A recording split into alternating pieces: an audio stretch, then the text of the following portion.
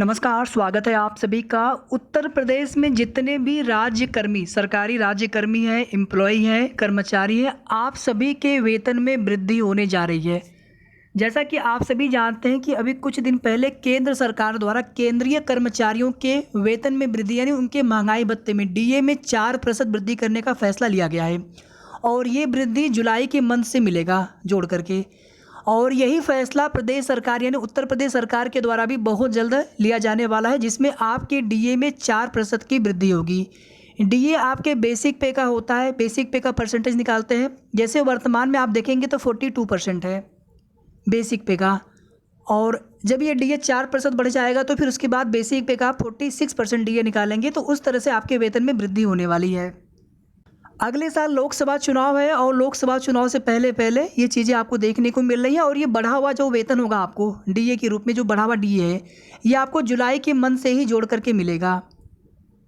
जैसे मान लीजिए अभी आपको सैलरी मिल चुकी है, आपको वेतन मिल चुका है या मिलने वाला है, तो फिर तो जोड़ करके मिलेगा। अगर मिल चुका है तो फिर वो आपका जोड़ करके मिलता है जो वेतन वृद्धि होगी, और ये जो आपका बढ़ा हुआ डीए होगा। और यही नहीं, आपको 30 दिन का बोनस भी मिलने वाला है। 30 दिन की सैलरी का बोनस, दीपावली बोनस भी आपको मिलने वाला है। तो आप सभी को बहुत बहुत शुभकामनाएं। और जितने भी राज्यकर्मी हैं, देखिए कुछ पद ऐसे होते हैं जो जिन्हें राज्यकर्मी का दर्जा नहीं दिया जाता है, लेकिन जितने भी सरकारी पद, सरकारी भर्तियां होती है प्रदेश के अंदर, चाहे यूपी SSC से हो, लोक सेवा आयोग से हो, या फिर अन्य भर्तियां हो, कांस्टेबल की भर्ती, यूपीएसआई, यूपी कांस्टेबल, या फिर अन्य टीचर भर्ती है, जो भी राज्यकर्मी के अंतर्गत जो भी कर्मचारी आते हैं प्रदेश के अंदर, आप सभी के डीए में 4% की वृद्धि होने जा रही है।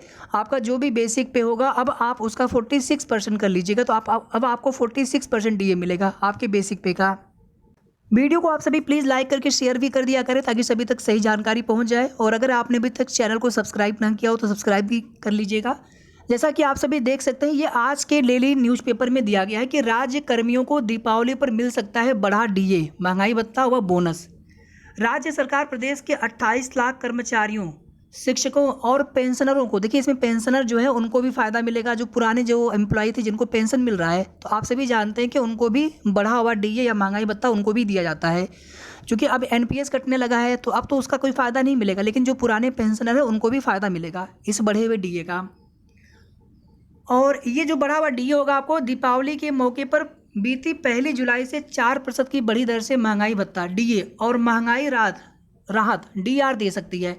वहीं प्रदेश के अराजपत्रित कर्मचारियों को 30 दिन के वेतन के बराबर बोनस मिलने की भी प्रबल संभावना है। अभी जितने भी हमने आपको पद दिखाए हैं अभी थंबनेल में, सभी के सभी अराजपत्रित हैं। राजपत्रित में जैसे आपके तहसीलदार होते हैं, एसडीएम होते हैं, जो कि लोक सेवा आयोग से उनका सिलेक्शन होता है, भर्तियां की जाती है पीसीएस की। इसी तरह से अन्य पद जो राजपत्रित होते हैं उनको छोड़ करके शेष सभी पद अराजपत्रित हैं प्रदेश के अंदर। तो आपको 30 दिन के वेतन के बराबर बोनस भी मिलने की प्रबल संभावना है।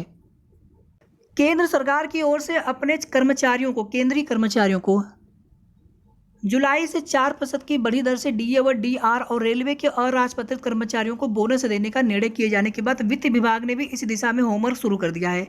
राज्य सरकार की सेवाओं के 16,35,000 कर्मचारी इस वर्ष 1 जनवरी से मूल वेतन के 42% की दर से डीए पा रहे हैं। हाल ही में केंद्र सरकार ने अपने कर्मचारियों का डीए 42 से बढ़ाकर के 46% करने का निर्णय लिया है।